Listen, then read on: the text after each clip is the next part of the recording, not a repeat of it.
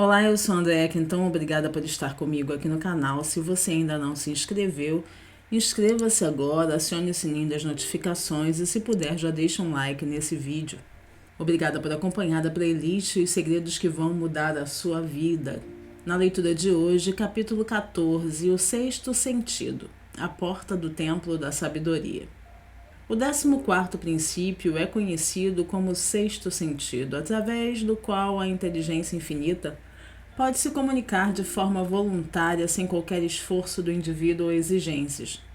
Esse princípio é o vértice da filosofia e pode ser assimilado, compreendido e aplicado apenas depois de dominados os outros 12 princípios.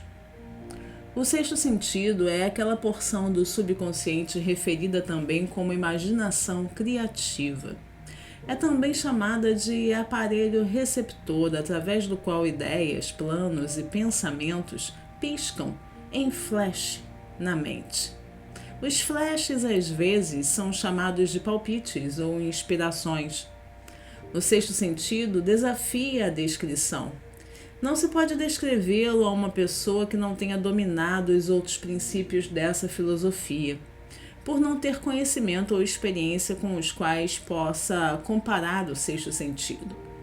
A compreensão do sexto sentido é seguida com a meditação, através do desenvolvimento da mente a partir de dentro. O sexto sentido é provavelmente um meio de contato entre os indivíduos de mente finita e a inteligência infinita. E por essa razão é uma mistura tanto do mental como do espiritual. Acredita-se ser o ponto em que a mente de um indivíduo contata a mente universal. Após adquirir o domínio dos princípios descritos nesse livro, o leitor está preparado para aceitar como verdadeira uma afirmação que, do contrário, lhe pareceria inconcebível, a saber. Com o auxílio do sexto sentido, a pessoa é alertada quanto a perigos iminentes, a tempo de evitá-los e comunicada das oportunidades a tempo de aproveitá-las. Com o desenvolvimento do sexto sentido surge o anjo da guarda para auxiliar a pessoa e responder aos seus comandos. O anjo da guarda vai lhe abrir a porta do templo da sabedoria, a qualquer momento. Você não tem como saber se essa é uma afirmação verdadeira ou não, se não forem seguidas as instruções descritas nas páginas desse livro ou por algum método semelhante de procedimento. O autor não acredita nem defende a existência de milagres, uma vez que tem conhecimento suficiente da natureza para entender que esta nunca se afasta das leis estabelecidas. Algumas dessas leis são incompreensíveis, que produzem o que parecem ser milagres. O sexto sentido chega mais próximo de ser um milagre do que qualquer coisa que o autor já tenha experimentado. E isso porque não compreende o método por meio do qual se opera esse princípio.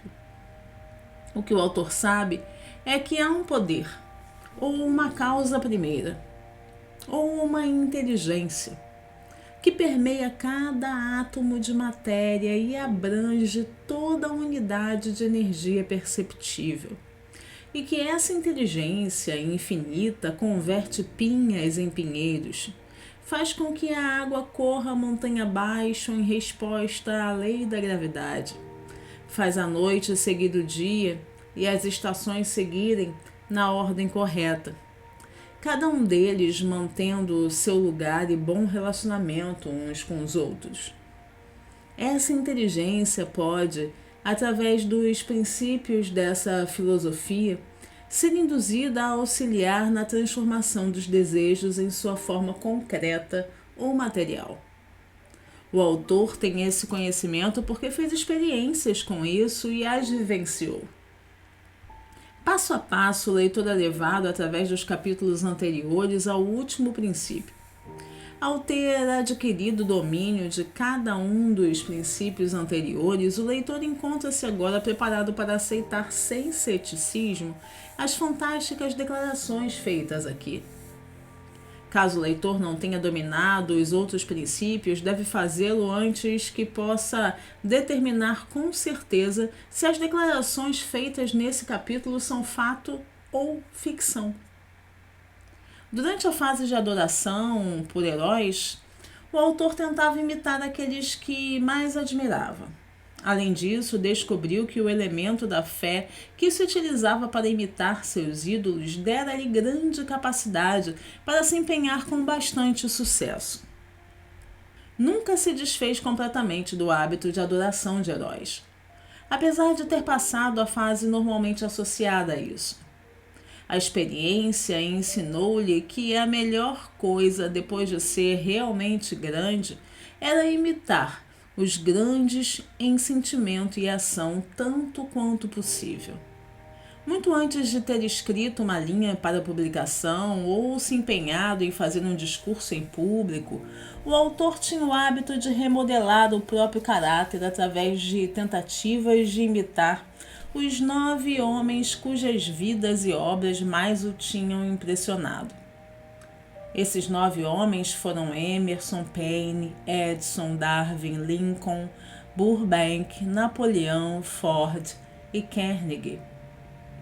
Todas as noites, durante um longo período de tempo, manteve uma reunião de conselho imaginária com esse grupo, que chamava de seus conselheiros invisíveis. O procedimento era o seguinte: antes de dormir à noite, fechava os olhos e via em sua imaginação esse grupo de homens sentado com ele em volta da mesa de conselho. Ali, além de ter a oportunidade de sentar-se entre aqueles que considerava grandes, também dominava o grupo, atuando como mediador.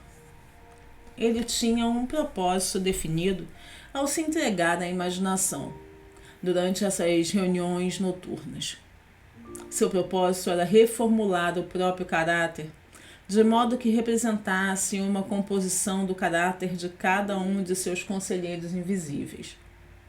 A percepção precoce na vida de que tinha de superar a desvantagem de ter nascido em um ambiente de ignorância e superstição fez com que o autor destinasse a si próprio a tarefa de renascer, de forma voluntária, pelo método acima descrito. A construção do caráter através da autossugestão. Como estudante sério de psicologia, é claro que o autor sabia que todas as pessoas tinham se tornado o que eram por causa de seus pensamentos e desejos dominantes. Sabia que cada desejo profundamente definido tinha o efeito de fazer com que se buscasse uma expressão externa através da qual esse desejo pudesse ser transmutado em realidade. Sabia que a autossugestão era um poderoso fator da formulação do caráter, que era de fato o único princípio através do qual se construía o caráter. Com esse conhecimento dos princípios do funcionamento da mente, ele estava muito bem armado com os equipamentos de que necessitava para reformular seu caráter. Nesses encontros com o conselho imaginário, o autor recorria aos membros de seu gabinete para obter o conhecimento que desejava receber de cada um, dirigindo-se a cada membro com palavras audíveis, como segue: Sr. Emerson, desejo adquirir seu maravilhoso conhecimento da natureza que deu distinção à sua vida. Peço-lhe que cause boa impressão ao meu subconsciente com quaisquer qualidades que possuía e que lhe permitiram entender e se adaptar às leis da natureza. Peço-lhe que me ajude a alcançar e tirar proveito de quaisquer fontes de conhecimento que estejam disponíveis para esse fim. Sr. Burbank, solicito que me transmita o conhecimento que lhe permitiu harmonizar tanto as leis da natureza que fez com que o cacto perdesse os espinhos e se tornasse comestível. Dê-me acesso ao conhecimento que possibilitou o crescimento de 2 folhas de grama, onde antes nascia apenas uma, e o que o ajudou a misturar o colorido das flores com mais esplendor e harmonia para que conseguisse dourar o lírio. Napoleão deseja adquirir por emulação a capacidade maravilhosa de inspirar as pessoas e de despertá-las para um espírito de ação maior e mais determinado. Desejo também adquirir o espírito da fé duradoura que lhe permitiu transformar a derrota em vitória e a vencer obstáculos impressionantes. Imperador do destino, rei do acaso, eu o saúdo. Sr. Payne deseja adquirir sua liberdade de pensamento e sua coragem e clareza com que expressava as convicções que tanto o distinguiram. Sr. Darwin deseja adquirir sua paciência surpreendente e sua capacidade de estudar causa e efeito sem preconceito, que também exemplificou no campo das ciências naturais. Sr. Lincoln, desejo construir meu próprio caráter com um senso forte de justiça, o espírito incansável de paciência, o senso de humor, a compreensão humana e a tolerância, que foram suas características distintivas. Sr. Carnegie, já lhe sou grato pela minha escolha profissional, que me trouxe grande felicidade e paz de espírito. Deseja adquirir uma compreensão completa dos princípios do esforço organizado que o Senhor usou de forma tão eficaz na construção de um grande empreendimento industrial. Sr. Ford, o senhor está entre os homens mais úteis que forneceram grande parte do material essencial para o meu trabalho. Desejo adquirir seu espírito de persistência, a determinação, o equilíbrio e a autoconfiança que lhe permitiram dominar a pobreza e organizar, unificar e simplificar o esforço humano, de modo que eu possa ajudar outros a seguirem seus planos. Sr. Edison, coloquei-o sentado mais próximo de mim, à minha direita, em função de sua cooperação pessoal durante minha pesquisa sobre as causas de sucesso e fracasso. Deseja adquirir seu maravilhoso espírito de fé, com o qual revelou tantos segredos da natureza, e o incessante espírito de labuta, com o qual tão frequentemente arrancou a vitória da derrota. O método empregado para abordar os membros do gabinete imaginário variava de acordo com os traços de caráter que o autor estava mais interessado em adquirir no momento. Estudava os registros de suas vidas com um meticuloso cuidado. Após alguns meses desse procedimento, que realizava todas as noites, ficou surpreso com a descoberta de que essas figuras imaginárias haviam se tornado aparentemente reais. Cada um desses homens adotava características individuais que o surpreendia. Por exemplo, Lincoln desenvolveu o hábito de sempre chegar atrasado e então andar de um lado para outro de uma parada solene. Quando chegava, caminhava bem devagar, com as mãos para trás, e de vez em quando parava e descansava a mão sobre o ombro do autor por um momento. Sempre tinha uma expressão de seriedade, quase nunca era visto sorrindo. Os cuidados de uma nação separada tornaram-no sério. Os outros tinham uma realidade diferente. Burbank e Payne muitas vezes se entregavam com satisfação a réplicas espirituosas que pareciam às vezes chocar os membros do gabinete. Certa noite, Payne sugeriu que o autor preparasse uma palestra sobre a idade da razão e a apresentasse do púlpito de uma igreja que houvesse frequentado no passado. Muitos ao redor da mesa riram bastante da sugestão, mas não Napoleão.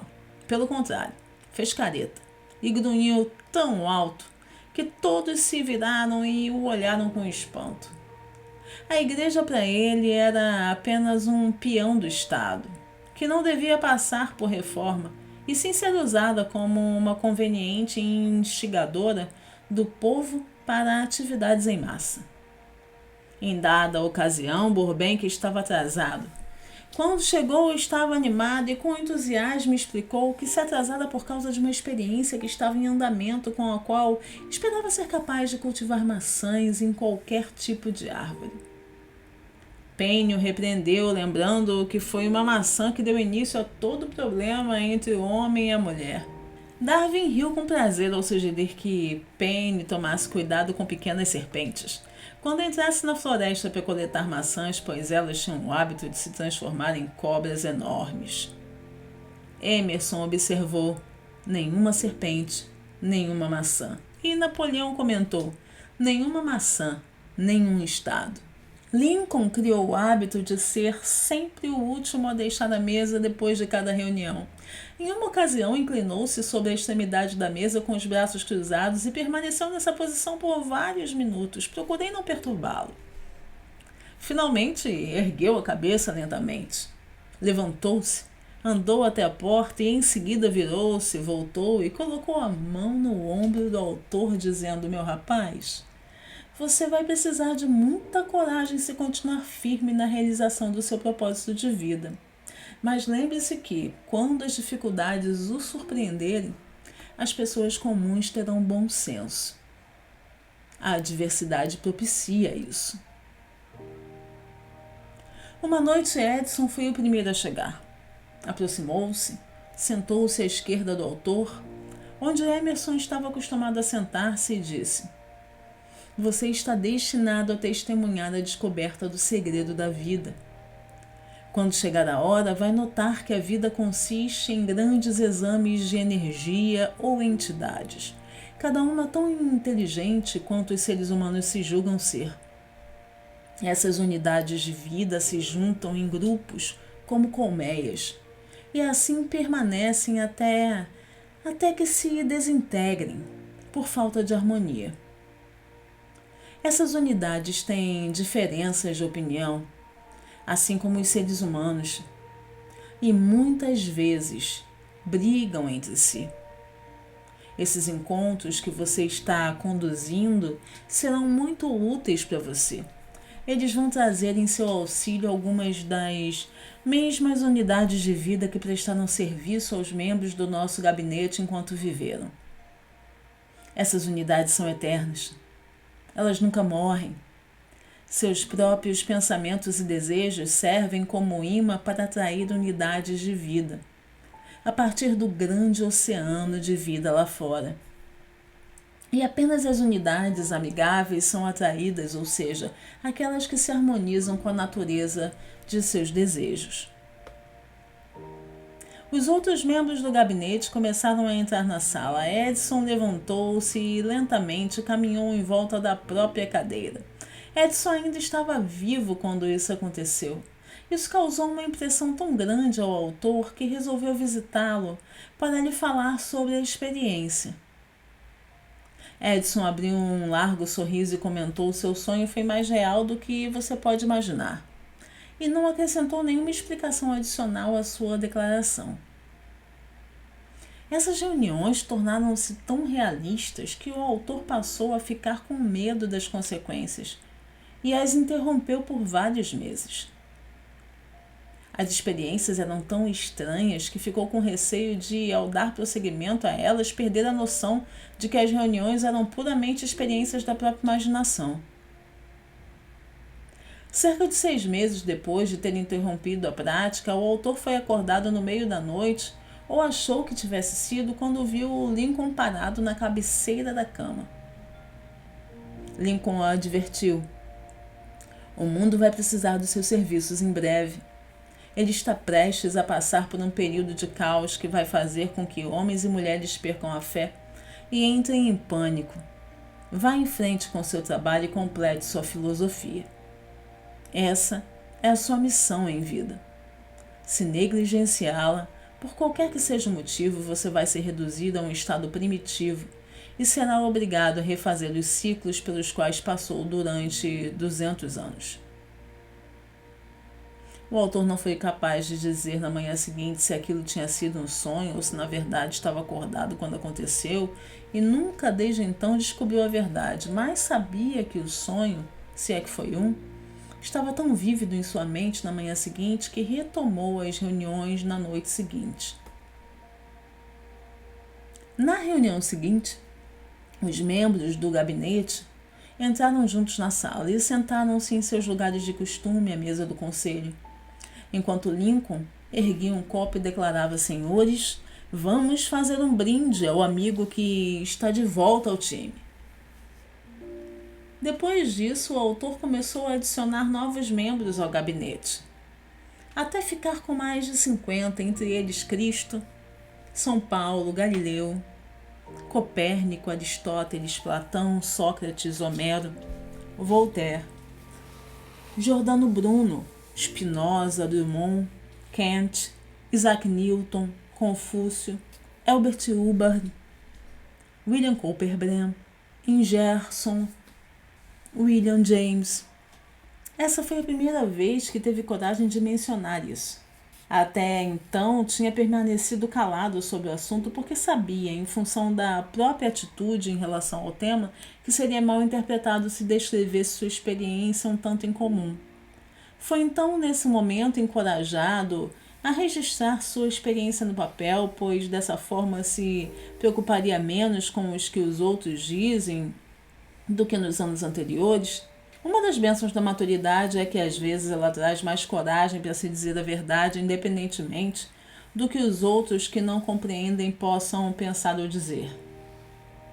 Antes de ser mal interpretado, o autor declara aqui de forma enfática que ainda considera suas reuniões de gabinete como puramente imaginárias, mas se sente no direito de sugerir que, embora os membros do seu gabinete sejam simplesmente fictícios e que os encontros existam apenas em sua imaginação, eles o levaram a caminhos gloriosos de aventura, reavivaram uma valorização da verdadeira grandeza, incentivaram o esforço criativo e encorajaram a expressão do pensamento honesto.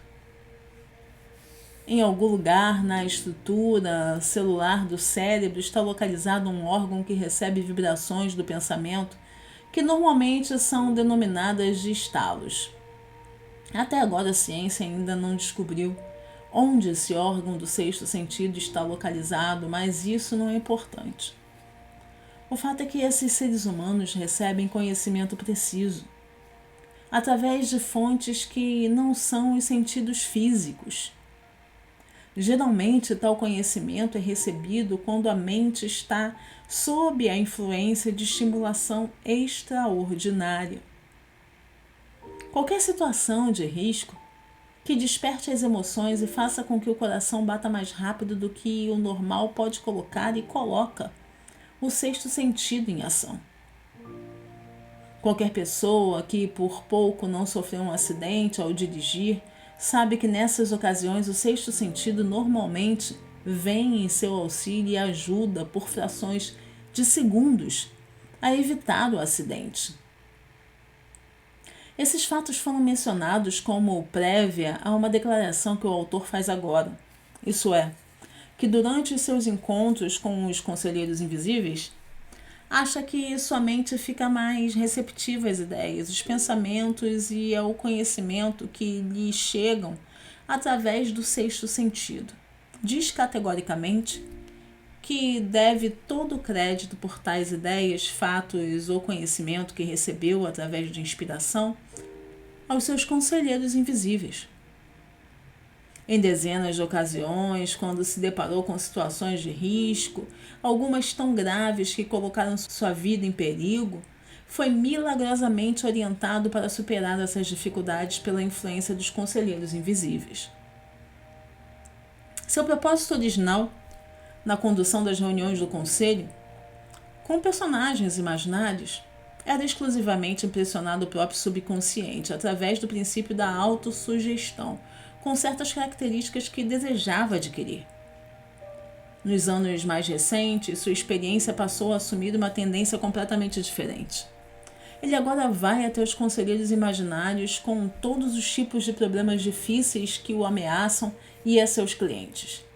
Os resultados são frequentemente surpreendentes, embora o autor não dependa apenas desse tipo de conselho. O leitor deve ter percebido, é claro, que esse capítulo abrange um assunto com o qual a maioria das pessoas não é familiarizada. O sexto sentido é um tema que será de grande interesse e benefício para a pessoa cujo objetivo é acumular riquezas vastas, mas não precisa chamar a atenção daqueles cujos desejos são mais modestos. Henry Ford, sem dúvida, entendeu e fez o uso prático do sexto sentido. Seus grandes negócios e operações financeiras obrigaram-no a entender e a utilizar esse princípio. Thomas Edison entendeu e usou o sexto sentido no desenvolvimento das invenções, especialmente aquelas que envolviam patentes básicas. E enquanto estava trabalhando na invenção do fonógrafo e do cinetoscópio, máquina de projeção de filmes, uma vez que não tinha nenhuma experiência humana e conhecimento acumulado para guiá-lo. Quase todos os grandes líderes, como Napoleão, Joana d'Arc, Buda, Confúcio e Maomé, compreenderam e provavelmente fizeram uso quase ininterrupto do sexto sentido. A principal porção da magnitude deles era proveniente do conhecimento desse princípio. O sexto sentido não é algo que se pode tirar e colocar à vontade. A capacidade de usar esse grande poder vem lentamente, através da aplicação dos outros princípios descritos nesse livro. Dificilmente o indivíduo entra em contato prático com o sexto sentido antes dos 40. O mais frequente é que esse conhecimento não esteja disponível até os 50 e poucos anos, e isso se deve ao fato de que as forças espirituais, com as quais o sexto sentido é tão intimamente ligado, não amadurecem e se tornam utilizáveis, a não ser após anos de meditação, autoavaliação e reflexão séria. Não importa quem seja ou qual possa ser o propósito de ler esse livro, pois o leitor pode tirar proveito sem nem mesmo compreender o princípio descrito nesse capítulo. Isso é válido especialmente se o maior objetivo for acumular dinheiro e outras coisas materiais. Esse capítulo sobre o sexto sentido foi incluído porque o livro foi concebido com o objetivo de apresentar uma filosofia completa, através da qual os indivíduos possam se orientar de forma infalível para alcançar qualquer coisa que queiram na vida. O ponto de partida de toda realização é o desejo. O ponto final é essa marca do conhecimento que leva à compreensão, ou seja, a compreensão de si, compreensão dos outros, compreensão das leis da natureza, reconhecimento e compreensão da felicidade. Esse tipo de compreensão adquire sua plenitude apenas com a familiaridade e o uso do princípio do sexto sentido. E é por isso que esse princípio deve ser incluído como parte dessa filosofia, para benefício daqueles que querem mais do que dinheiro. No decorrer da leitura desse livro, o leitor deve ter observado que foi elevado a um nível de estimulação mental. Esplêndido! Deve voltar a lê-lo novamente daqui a um mês e observar que a mente vai subir a um nível ainda mais alto de estimulação. E deve repetir essa experiência de tempos em tempos, sem se preocupar com o quanto aprende a cada vez, se muito ou pouco, e por fim perceber que obteve um poder que vai lhe permitir que jogue fora o desânimo, domine o medo, supere a procrastinação e tire proveito da sua imaginação. Terá então sentido o toque daquela coisa desconhecida que tem sido o espírito em movimento de todo pensador, artista, músico, escritor e estadista, verdadeiramente grandes. Depois então encontrar-se-á na posição de transmutar seus desejos em sua contraparte física ou financeira, com a mesma facilidade com que aceita e desiste ao primeiro sinal de dificuldade. O ser humano tem absoluto controle de tudo, menos de uma coisa, o próprio pensamento. Esse é o mais significativo e inspirador de todos os fatos conhecidos. Reflete a natureza divina do homem, e essa prerrogativa divina é o único meio pelo qual é possível controlar o próprio destino. Aquele que não consegue controlar a própria mente pode ter a certeza de que não controlará mais nada. Se for para ser descuidado com os próprios bens que esteja relacionado às coisas materiais, a mente é o estado de espírito de cada um. Proteja-o, use-a com cuidado, a que o direito divino tem direito. A força de vontade foi dada ao homem com esse propósito. O controle da mente é o resultado de autodisciplina e hábito. Ou o indivíduo controla a mente, ou a mente controla o indivíduo. Não há meio termo. O mais prático de todos os métodos para controlar a mente é o hábito de manter a mente ocupada com um propósito definido, apoiado por um plano definido. Ao verificar o histórico das pessoas que alcançaram um sucesso notável, é possível observar que elas têm controle de suas mentes, além de exercerem esse controle e direcionarem para a realização dos objetivos definidos. Sem esse controle, o sucesso não é possível. Por fim, o autor gostaria de lembrar ao leitor que a vida é um tabuleiro de xadrez e o jogador à sua frente é o tempo. Se você hesitar diante da jogada ou deixar de jogar de imediato, suas peças vão ser varridas do tabuleiro pelo tempo. Você está jogando contra um adversário que não vai tolerar a indecisão. É possível que antes que o leitor tivesse uma desculpa lógica para não forçar a vida a lhe dar tudo o que ele pedisse, mas esse álibi agora está obsoleto, pois agora ele está de posse da chave mestra que abre a porta para as riquezas abundantes da vida. A chave mestra é intangível, mas é poderosa. É o privilégio de criar na própria mente um desejo ardente de uma forma definida de riqueza. Não há penalidade para o uso da chave mestra, mas há um preço a ser pago se não for usada. O preço é o fracasso. Há uma recompensa de proporções enormes se a chave for colocada em uso. É a satisfação obtida por todos que conquistaram a si mesmos e forçam a vida a pagar o que lhes é pedido. A recompensa vale o esforço. Será que o leitor vai começar a se convencer? Se tivermos afinidade, disse o imortal Emerson, vamos nos encontrar.